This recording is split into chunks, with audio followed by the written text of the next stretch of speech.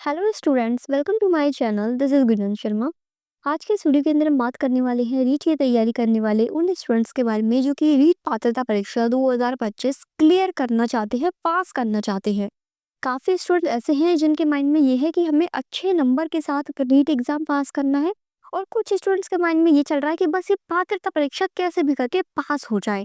तो उन स्टूडेंट्स के लिए जो कि पहली बार रीट पात्रता परीक्षा दे रहे हैं और जिनके माइंड में ये है कि बस कैसे भी करके रीट पात्रता परीक्षा पास हो जाए, कौन-कौन से ऐसे टॉपिक हैं जिन्हें पढ़ें और उन्हीं से ही क्वेश्चन आ जाएँ? और कौन-कौन से टॉपिक ऐसे हैं जिनको छोड़ सकते हैं?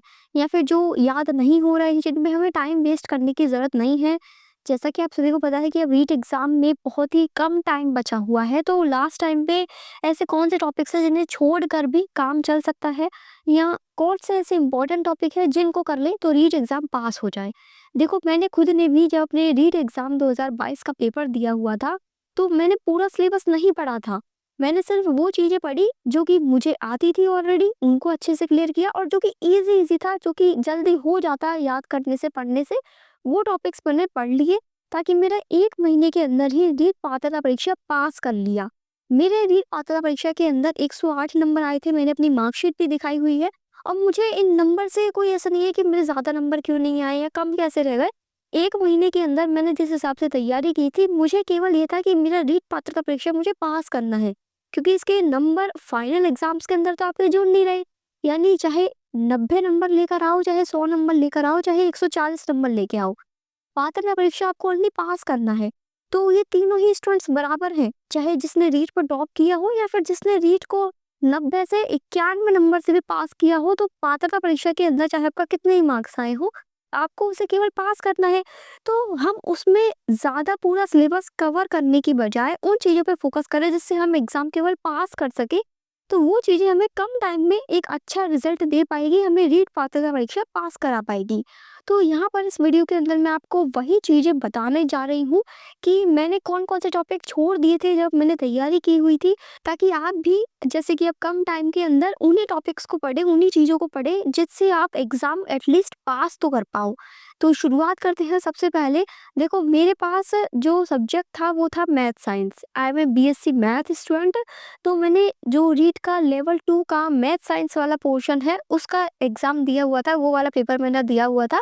तो मेरा क्या था कि साइंस के अंदर जो बायो वाला पोर्शन है वो बिल्कुल ज़ीरो था। ये समझ लो कि साइंस के अंदर जो फिज़िक्स, केमिस्ट्री, बायो तीनों का पोर्शन है, उसमें बायोलॉजी में मुझे कुछ नहीं आता। तो मैंने क्या किया कि अब 1 महीने, मतलब मैंने लास्ट के 1 महीने में ही तैयारी करके अपना रीट एग्ज़ाम पास किया हुआ था। तो मैंने क्या किया कि पहले मैंने देखा कि कौन-कौन सी चीज़ें मुझे आती है। जैसे ये जो इंग्लिश, हिंदी लैंग्वेज वाला पोर्शन है, तो लैंग्वेज वाले पोर्शन के अंदर जो आपका ग्रामर वाला पोर्शन है ना, चाहे इंग्लिश का ग्रामर वाला पोर्शन हो, हिंदी का ग्रामर वाला पोर्शन हो, तो वो सारी चीज़ें ऑलरेडी 10th क्लास तक पढ़ी हुई है। यानी ग्रामर वाला पोर्शन वो टॉपिक्स हैं जो कि आप यदि पढ़ोगे, एक बार आप रिवाइज़ करोगे तो आपको ऑलरेडी चीज़ें याद हो जाएँगी, काफ़ी सारी चीज़ें आपकी ऑलरेडी पढ़ी हुई है, तो उसमें आपको ज़्यादा टाइम नहीं लगेगा।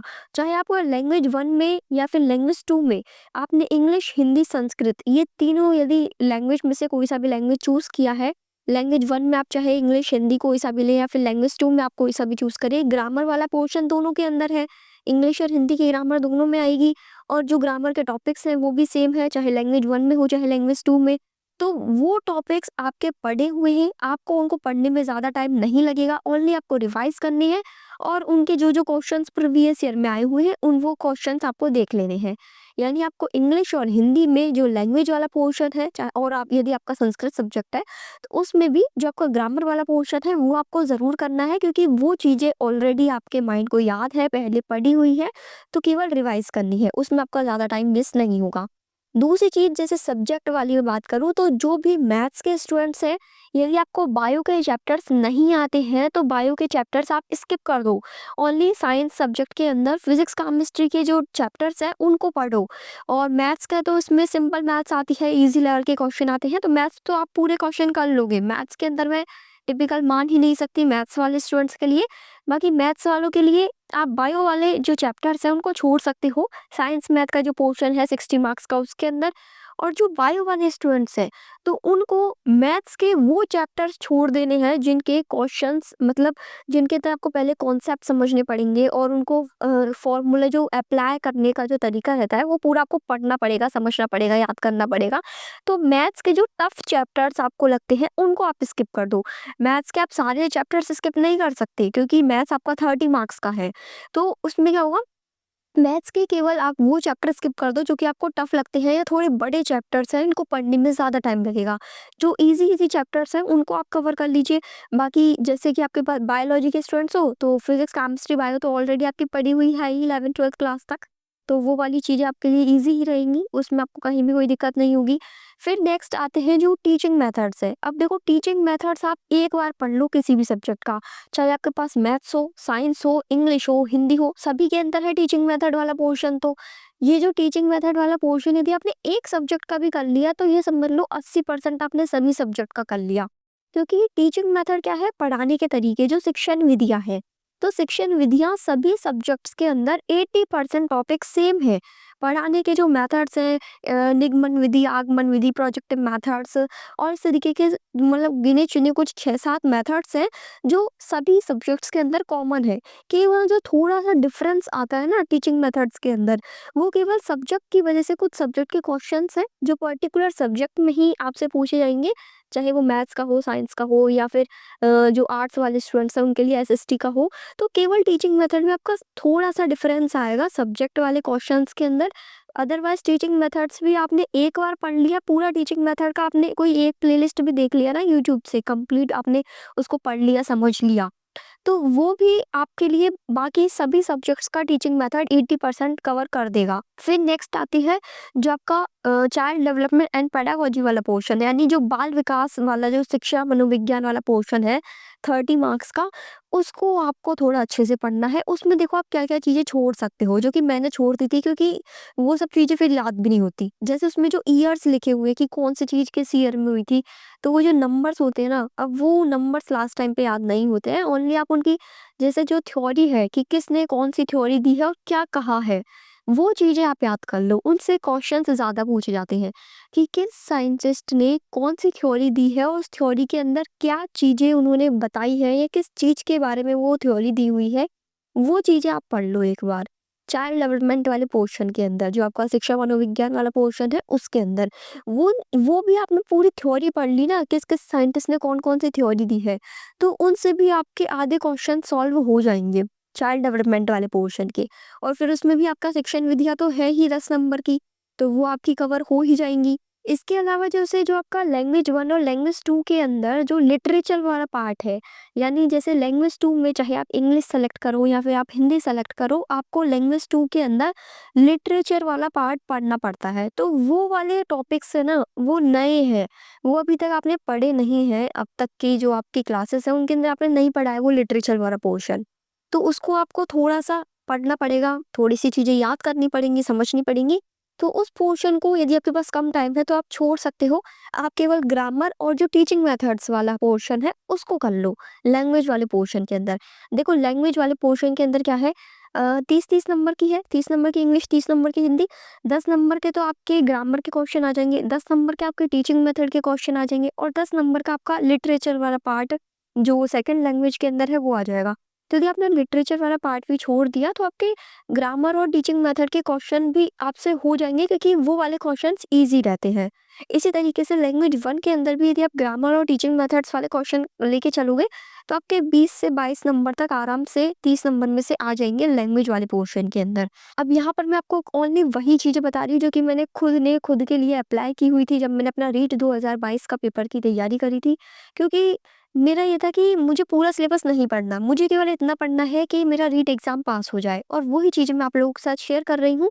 तो जिन स्टूडेंट्स के माइंड में ऐसा है कि बस ये पात्रता परीक्षा क्लियर हो जाए, बाकी मेंस के लिए तो आपको पूरा पढ़ना पड़ेगा ही, क्योंकि वहाँ तो आपके पूरे प्रॉपर मार्क्स जुड़ेंगे हर सब्जेक्ट के अंदर।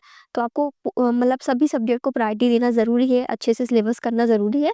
लेकिन पात्रता परीक्षा में आप पूरा सिलेबस ना करके कुछ चीज़ें हटा सकते हैं, वही चीज़ें पढ़ सकते हैं जो कि ऑलरेडी आपको आती है, उन चीज़ों को रिवाइज़ करें, सबसे मेन जो है इसमें वो है कि ज़्यादा से ज़्यादा प्रीवियस ईयर क्वेश्चन की प्रैक्टिस करें, मॉक टेस्ट लगाएँ, ज़्यादा से ज़्यादा क्वेश्चन प्रैक्टिस करें जो कि उन टॉपिक से प्रीवियस ईयर में पूछे गए हैं, उन सभी क्वेश्चंस की, ताकि आपको आइडिया रहे कि किस तरह के क्वेश्चन पूछे गए हैं और वो क्वेश्चंस आपको बार-बार याद हों। नीट में क्या है कि आपको प्रीवियस ईयर में से भी यदि आपने क्वेश्चन प्रैक्टिस करोगे तो आपको काफ़ी क्वेश्चंस एज़ इट इज़ देखने को भी मिलेंगे, क्योंकि चीज़ें काफ़ी सारी सेम हैं, वही क्वेश्चंस आते हैं रीट पात्रता परीक्षा के अंदर, तो वो चीज़ें आपको प्रीवियस ईयर क्वेश्चन करके आइडिया लग जाएगा। इसके अलावा काफ़ी स्टूडेंट्स लैंग्वेज 1 और लैंग्वेज 2 को लेकर ही कन्फ्यूज़ होते रहते हैं कि लैंग्वेज 1 में मैंने इंग्लिश लिया है, लैंग्वेज 2 में मैंने हिंदी लिया है। तो देखो, जब मैंने अपना पहली बार पात्रता परीक्षा दिया था, तो मुझे नहीं पता था कि लैंग्वेज 1 में कौन-सा सब्जेक्ट चूज़ करते हैं, लैंग्वेज 2 में कौन-सा सब्जेक्ट चूज़ करते हैं। मुझे लगा कि मेरा इंग्लिश मीडियम है, मैंने बीएड इंग्लिश मीडियम से किया था, ग्रेजुएशन भी इंग्लिश मीडियम से किया था, तो मुझे रीट का एग्ज़ाम भी इंग्लिश मीडियम में ही देना था। तो मुझे लगा कि इंग्लिश मीडियम मेरा रहा है, तो इंग्लिश मीडियम लेने के लिए लैंग्वेज 1 में मैंने इंग्लिश भर दिया था और लैंग्वेज 2 में मैंने हिंदी भर दिया था। जबकि ऐसा कंपल्सरी नहीं है, आप चाहो तो लैंग्वेज 1 में हिंदी भर सकते हो, लैंग्वेज 2 में इंग्लिश भर सकते हो। तो वो प्रायोरिटी आपके ऊपर है कि क्योंकि दोनों का सिलेबस अलग-अलग है, तो आपको कौन-सा सिलेबस में ईज़ीनेस रहती है, कौन-सा लैंग्वेज के अंदर आप लिटरेचर वाला पोर्शन पढ़ सकते हो। जैसे यदि आप लैंग्वेज 2 में इंग्लिश लोगे, तो आपको इंग्लिश का लिटरेचर पढ़ना पड़ेगा। लैंग्वेज 2 में यदि आप हिंदी लोगे, तो आपको हिंदी का लिटरेचर पढ़ना पड़ेगा। जो टॉपिक्स है ना, उसमें लिटरेचर के टॉपिक्स रीड के सिलेबस में, वो उनकी बात कर रही हूँ मैं।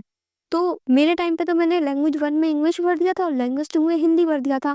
तो लैंग्वेज 2 में मुझे हिंदी के लिटरेचर वाले जो टॉपिक्स थे, वो मैंने छोड़ दिए थे। वो मैं पढ़ के नहीं गई थी और उनको बिना पढ़े ही जितने जो ग्रामर और टीचिंग मेथड वाले क्वेश्चन हैं, वो मैंने किए हुए थे। तो उसके अकॉर्डिंग मैं अपना पेपर दे के आई थी। बाकी आप अपने अकॉर्डिंग देख लो कि आपने लैंग्वेज 1 में कौन-सा सब्जेक्ट चूज़ किया है, लैंग्वेज 2 में क्या लिया है, इंग्लिश या हिंदी में से। फिर उसके लिटरेचर वाले टॉपिक्स आप छोड़ सकते हो। बाकी जो ग्रामर और टीचिंग मेथड वाले टॉपिक्स हैं, उनको आपको कर लेना है। I hope this video is helpful for you. यदि आपको ये वीडियो थोड़ी-सी भी हेल्पफुल लगी हो, तो प्लीज़ इस वीडियो को लाइक करें एंड ज़्यादा से ज़्यादा रीट एस्पिरेंट स्टूडेंट्स तक शेयर करें। Thank you for watching this video.